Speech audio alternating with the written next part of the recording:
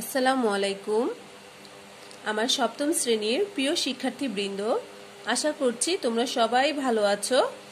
আর ইতোমধ্যে তোমরা সবাই জেনে গিয়েছো যে এপ্রিলের ফার্স্ট উইক অথবা মার্চের লাস্ট উইকে আমাদের অর্ধবার্ষিক প্রস্তুতিমূলক পরীক্ষাটি হতে পারে। এর জন্য তোমাদেরকে পড়াশোনার যে মাত্রা, মানে যেভাবে তোমরা এগোচ্ছো বা পড়ছো, তার চাইতে কিন্তু পড়াশোনা আরো বাড়াতে হবে, গতি আরো বাড়াতে হবে, মানে আরো পড়তে হবে। আমরা কিন্তু এখনো পিছিয়ে আছি। হ্যাঁ, আমাদের অধ্যায়টা শেষ করে, আমাদের সিলেবাস কমপ্লিট করে, প্রস্তুতিমূলক পরীক্ষার সিলেবাস কমপ্লিট করে সেগুলো কিন্তু আবার রিভাইসে যেতে হবে। তো বাসায় বসে কিন্তু তোমরা সেগুলো পূর্বের পড়াগুলো অনুশীলন করবে। তো আমাদের গত ক্লাস ছিল আমাদের ষষ্ঠ ক্লাস, সেই ক্লাসে আমরা অধ্যায় 4 শেষ করেছিলাম। তো আজকে আমরা প্রস্তুতিমূলক পরীক্ষার আরেকটি অধ্যায় আছে, অধ্যায় 5, সেটি নিয়ে আলোচনা করব। আমি সংক্ষিপ্ত আকারে তোমাদেরকে বুঝিয়ে দিব, তোমরা কিন্তু এগুলো সব মুখস্থ করে ফেলবে। এই অধ্যায় 5-এ যেটা আমি দেখেছি বা তোমরা যেটা দেখবে, যে বিষয়গুলো আছে এগুলো মোটামুটি মুখস্থ করার বিষয়, মোটামুটি মুখস্থ করে লিখতে হবে। তো এখান থেকে পয়েন্ট আকারে লিখে দেওয়ার কিছু নাই, এখানে বইতে, এই অর্থাৎ বইতেই সব পয়েন্ট আকারে লিখে দেওয়া আছে। আচ্ছা, চলো আমরা শুরু করছি। আজকে আমাদের সপ্তম ক্লাস, পঞ্চম অধ্যায় বাংলাদেশ ও বাংলাদেশের নাগরিক। অর্থাৎ আমরা পঞ্চম অধ্যায়ে জানবো বাংলাদেশ সম্পর্কে এবং বাংলাদেশের নাগরিক সম্পর্কে। রাষ্ট্রের উন্নতি নাগরিকের যোগ্যতা ও যোগ্যতার উপর অনেকাংশে নির্ভরশীল। সুনাগরিক দেশের জন্য হবে সম্পদ, আর তা না হলে দেশের উন্নতি বাধাগ্রস্ত হবে। দেশের প্রগতি ও ব্যর্থতা উভয় নির্ভর করে নাগরিকের সততা, দক্ষতা ও দায়িত্ব ও কর্তব্য পালনের উপর। এজন্য নাগরিকদের হতে হবে সুনাগরিক। বর্তমান অধ্যায়ে সুনাগরিকের, আচ্ছা এটা দরকার নাই। তো আমরা জানলাম যে সুনাগরিক একটি দেশের জন্য অনেক বেশি গুরুত্বপূর্ণ। তো এই সুনাগরিক কি? তোমরা সুনাগরিক বলতে কি বোঝো? আচ্ছা, নাগরিক কারা? যারা হচ্ছে দেশে, আমাদের কোনো রাষ্ট্রের স্থায়ী বাসিন্দা যারা, তারাই হচ্ছে দেশের নাগরিক। স্বাভাবিকভাবে আমরা সাধারণত আমরা সেটাই জানি। তো এখন সুনাগরিক কি? সুনাগরিক অর্থ হচ্ছে যে নাগরিক মানে দেশে বসবাসরত বা দেশের যে স্থায়ী যে সকল নাগরিক দেশের উন্নয়নে বা দেশের স্বার্থে কাজ করে, সাধারণত তাদেরকে আমরা সুনাগরিক বলতে পারি। অর্থাৎ দেশের স্বার্থে যে সকল নাগরিক কাজ করছে বা করে, তারাই হচ্ছেন সুনাগরিক। তো দেখো, আমরা এখন সুনাগরিকের গুণাবলী সম্পর্কে পড়বো, যে একজন সুনাগরিকের কি ধরনের গুণাবলী থাকতে পারে। একটি দেশের প্রকৃত উন্নয়নের জন্য প্রয়োজন সুনাগরিক। কেউ সুনাগরিক হয়ে জন্মগ্রহণ করে না, সুনাগরিকতা অর্জন করতে হয়। সুনাগরিকের কতগুলো গুণ বা বৈশিষ্ট্য রয়েছে, এগুলো অর্জনের মাধ্যমে সুনাগরিকে পরিণত হতে পারে। রাষ্ট্রবিজ্ঞানীদের মতে সুনাগরিক হতে হলে একজন নাগরিককে 3টি মৌলিক গুণের অধিকারী হতে হবে। নিচের ছকে সুনাগরিকের গুণাবলী কি কি উল্লেখ করা হলো।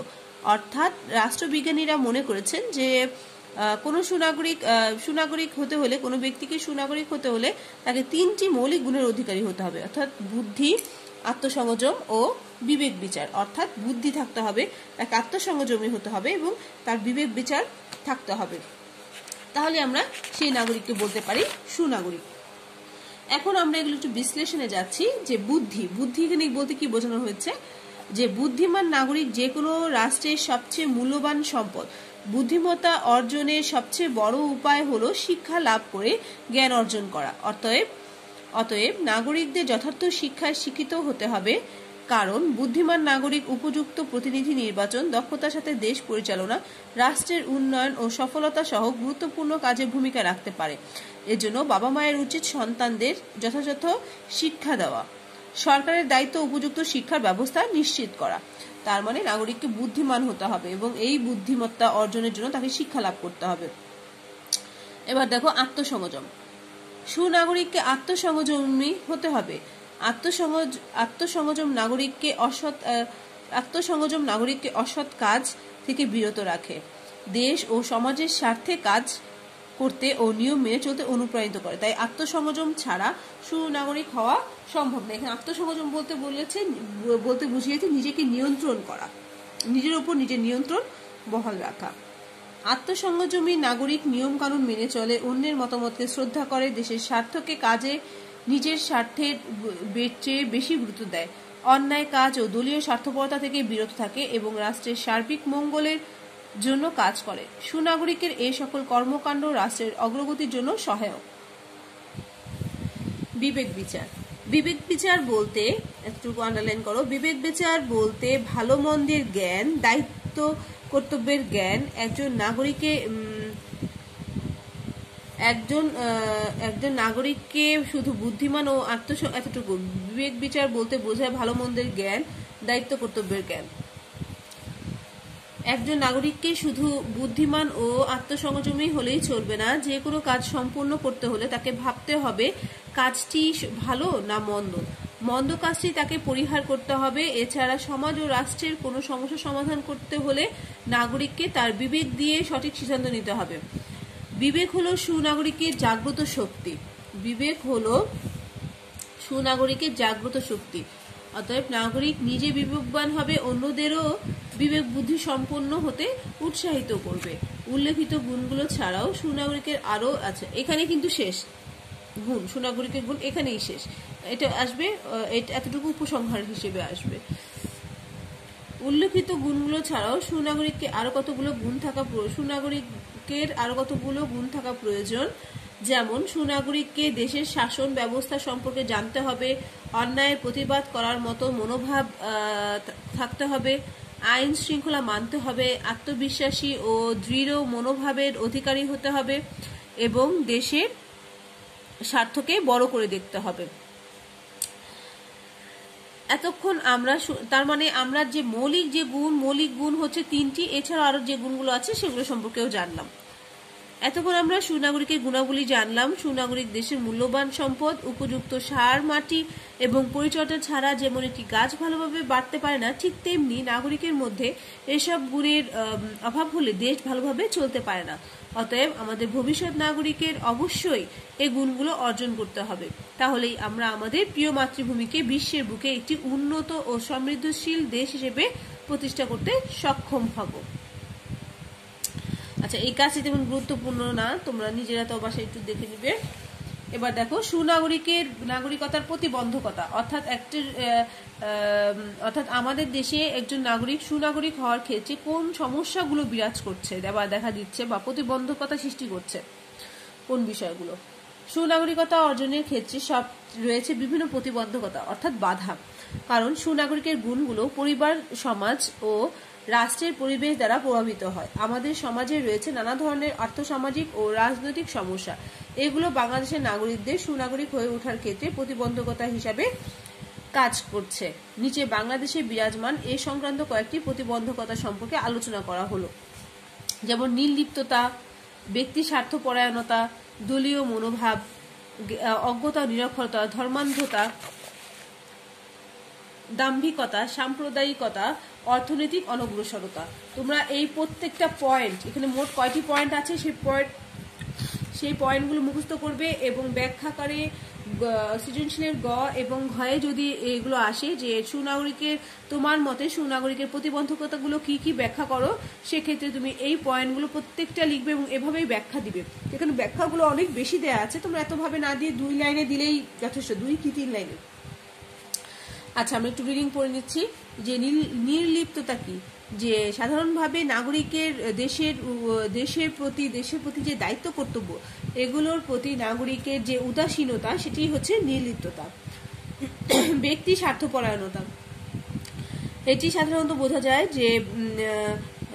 যে নাগরিক কি করে, নিজের স্বার্থের কথা, নিজের স্বার্থকে সবচেয়ে বেশি গুরুত্ব দেয়, নিজের স্বার্থকে সবচেয়ে বেশি বড় করে মনে করে এবং এই ধরনের ব্যক্তি কিন্তু দেশের জন্য কিন্তু দুর্নাম বয়ে আনে, বা এই ধরনের মানুষ খুব সহজেই দুর্নীতি, স্বজনপ্রীতি, পক্ষপাতিত্ব, এইসব যে নেতিবাচক যে গুণগুলো সেগুলোতে সে জড়িয়ে পড়ে। এরপর আসে দলীয় মনোভাব। যে আমাদের দেশে যে গণতান্ত্রিক শাসন ব্যবস্থা রাজনৈতিক দল ছাড়া কার্যকর থাকে না, ফলে এই ধরনের যে শাসন, এই ধরনের দলীয় মনোভাব কাজ করে আমাদের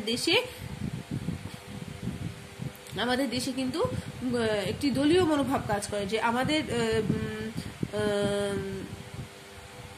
যে আমরা জানি যে গণতন্ত্র আমাদের ভিন্ন মতের প্রতি শ্রদ্ধাশীল হতে দেখায়, কিন্তু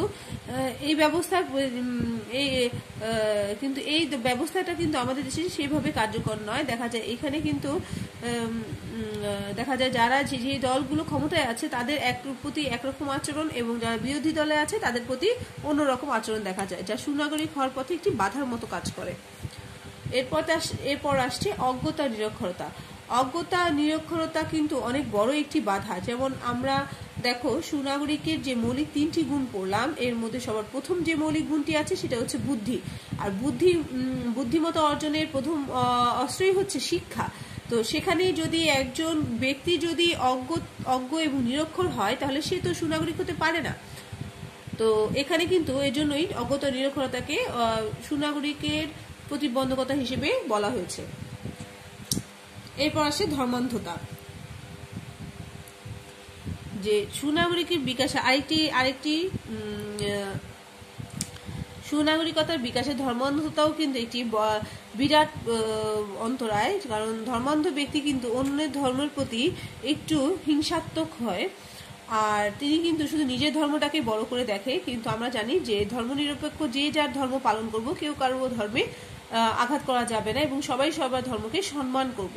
তো ধর্মান্ধতা মানুষকে এই যে গুণগুলো এগুলো থেকে একটু দূরে রাখে।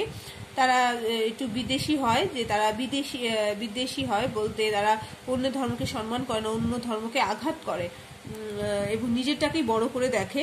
তো এই ধরনের সমস্যাগুলো কিন্তু আমাদের সুনাগরিক হতে বাধা সৃষ্টি করে। এরপর আছে দাম্ভিকতা। অর্থাৎ দাম্ভিকতা যে দাম্ভিকতা হচ্ছে আমাদেরকে সবসময় কি আমরা অন্যের চেয়ে নিজেকে বড় করে দেখি। আমরা যদি অন্যের চেয়ে নিজেকে বড় করে দেখি, তখন কিন্তু এই গুণটাকে কিন্তু দাম্ভিকতাই বলা হয়। তো এই ধরনের মানসিকতাও কিন্তু সুনাগরিকের পথে বিরাট বাধা। সাম্প্রদায়িকতা, যে সংখ্যাগরিষ্ঠ ধর্মের আধিপত্য থেকে কিন্তু সাম্প্রদায়িকতা মনোভাব তৈরি হয়। অর্থাৎ যেমন ধরো একটি জায়গায় যে ধর্মের লোক বেশি, সেখান থেকেই কিন্তু তাদের যে একটা আধিপত্য, যে কর্তৃত্ব প্রতিষ্ঠা, এখান থেকেই কিন্তু সাম্প্রদায়িকতার সৃষ্টি হয়। আর সংখ্যাগরিষ্ঠতার যে লোকদের যে মনোভাব তৈরি হতে পারে, যদি তারা তাদের ধর্মকে অন্যান্য ধর্মের চেয়ে একমাত্র সত্য, মানে নিজের ধর্মটাকে বেশি গুরুত্ব দেয় এবং নিজের ধর্মটাকে বড় করে এবং অন্য ধর্মকে অপমান করে বা ছোট করে দেখে, এবং সেখান থেকেই সাম্প্রদায়িকতার সৃষ্টি হয় এবং বিভেদ সৃষ্টি হয়, অশান্তি দেখা দেয়। অর্থনৈতিক অনগ্রসরতা। আমরা জানি যে বাংলাদেশ একটি উন্নয়নশীল দেশ। এদেশের 50% লোক দারিদ্র্য সীমার নিচে বাস করে। একটু আন্ডারলাইন করো। তো দারিদ্র্যের কারণে কিন্তু আমাদের দেশের 1/3 লোক লিখতে পড়তে পারে না, অর্থাৎ নিরক্ষর। ফলে তাদের বুদ্ধিমত্তা কিন্তু যথাযথ বিকাশ পায় না। অর্থাৎ শিক্ষার অভাবে দেশের আমাদের যে অংশটা, নাগরিকের যে অংশটা বুদ্ধি জ্ঞান থেকে বঞ্চিত, তারা কিন্তু অর্থনৈতিক ক্ষেত্রেও তেমন অবদান রাখতে পারছে না। তো আর এই অর্থনৈতিক ক্ষেত্রে অনগ্রসরতা আমাদের সুনাগরিকের পথে বাধা সৃষ্টি করছে।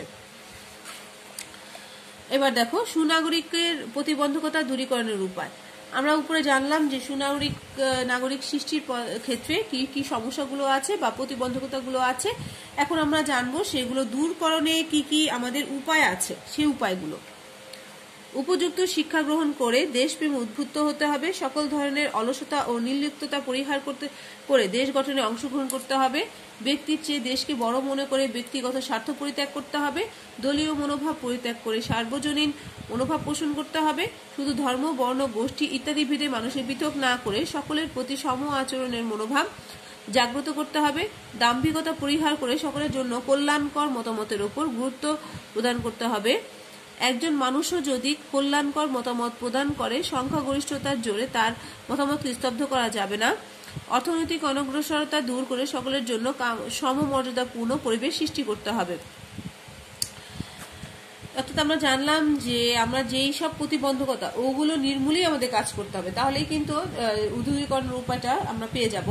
যেমন আমাদের শিক্ষা গ্রহণ করতে হবে, আমাদের নির্লিপ্ততা থেকে দূরে সরে আসতে হবে, অলসতা দূর করতে হবে, আমাদের ব্যক্তি স্বার্থের চেয়ে দেশের স্বার্থ বড় করে দেখতে হবে, আমরা যে সাম্প্রদায়িকতা যে আমাদের মধ্যে বিরাজ করে সেটাকে দূর করতে হবে, ধর্ম বর্ণ নির্বিশেষে আমরা সবাই মানুষ, আমরা সবাই একসাথে থাকবো, একই জাতি, এইটা জাগ্রত করতে হবে, দাম্ভিকতা পরিহার করতে হবে। এই সকল দিকগুলো পরিহার করলেই আমরা সুনাগরিকের সবাই সুনাগরিক হয়ে উঠতে পারবো। এবার পাঠ 3 দেখো। পাঠ 3-এ আছে বাংলাদেশে আর্থসামাজিক উন্নয়নে সুনাগরিকের গুরুত্ব। বাংলাদেশের আর্থসামাজিক উন্নয়নে সুনাগরিকের গুরুত্ব। একটি উন্নয়নশীল অর্থাৎ আমাদের যে আর্থসামাজিক যে উন্নয়ন, সেক্ষেত্রে সুনাগরিকের কি গুরুত্ব বা ভূমিকা সেটি তোমরা এটা বাসায় খুব ভালো করে পড়বে। এটা আমি রিডিং করে দিলাম না, ঠিক আছে? তোমরা বাসায় ভালো করে পড়ে নিবে এ পর্যন্ত। সুনাগরিকের গুরুত্ব তো আমরা এই প্রতিবন্ধকতা বা প্রতিবন্ধক দূরীকরণের থেকে বুঝতে পারি যে দেশের অর্থনৈতিক অগ্রসরতার জন্য সুনাগরিক দরকার। তারপরে দেশের একজন সুনাগরিকই পারে আর্থসামাজিক সমস্যা সুষ্ঠু সমাধান করে ভূমিকা পালন করতে। তার জ্ঞান বুদ্ধি, তার যে 3টি গুণ, যে বুদ্ধি, আত্মসংযম এবং বিবেক বিচার, এগুলোর মাধ্যমে সে পারে রাষ্ট্রের বিভিন্ন সমস্যার সমাধান দিতে। এভাবে তোমরা লিখবে, ঠিক আছে? আর এখানে লেখা আছে, আবারও আমি বলে দিচ্ছি যে একদম হুবহু বই লিখতে হবে তা কিন্তু নয়, তোমরা নিজেরা বুঝেও নিজেরা কিছু নোট করতে পারো বা লিখতে পারো। এবার দেখো পাঠ 4, নাগরিকের অধিকার অর্জন ও দায়িত্ব পালন। এখন নাগরিকের অধিকার অর্জন করতে হবে, অধিকার আমরা ভোগ করতে হলে অবশ্যই আমাদের দায়িত্ব পালন করতে হবে। তো আমরা সেই সম্পর্কে জানবো যে বিশ্বের সব দেশে নাগরিকের কাছ থেকে বিভিন্ন ধরনের অধিকার ভোগ করে, বিনিময়ে নাগরিককেও রাষ্ট্রের প্রতি কিছু দায়িত্ব ও কর্তব্য পালন করতে হয়। আমরা বাংলাদেশের নাগরিক, জন্মসূত্রে আমরা এ নাগরিকত্ব অর্জন করেছি। নাগরিক হিসেবে ভালোভাবে বেঁচে থাকার জন্য আমরাও সরকারের কাছ থেকে বিভিন্ন ধরনের সামাজিক, রাজনৈতিক ও অর্থনৈতিক অধিকার ভোগ করছি এবং বিভিন্ন ধরনের সুযোগ গ্রহণ করি। নাগরিকদের অধিকার, নাগরিকদের কি কি অধিকার আছে এখানে সব লেখা আছে, তোমরা অবশ্যই এটা পড়ে নিবে। এটা মুখস্থ করবে, মুখস্থ এইটাও মুখস্থ করবে। নাগরিকদের কর্তব্য, আচ্ছা অধিকার, এবং শুধু অধিকার ভোগ করলেই হয় না, সে সাথে দায়িত্ব পালন ও কর্তব্য পালন করতে হয়। যে দায়িত্ব কর্তব্য পালন করবে সেই কিন্তু অধিকার ভোগ করার দাবি রাখতে পারে। তো দায়িত্ব কর্তব্যগুলো পড়বে নাগরিকের। এই পর্যন্ত, ঠিক আছে? আর বাসায় সবাই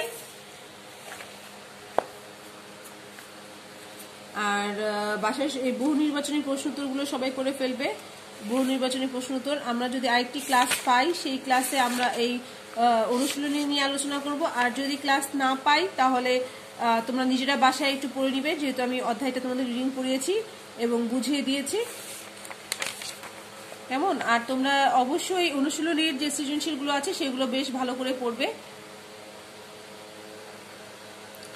আচ্ছা, আজকে এ পর্যন্তই। ভালো থাকবে সবাই। আল্লাহ হাফেজ, আসসালামু আলাইকুম।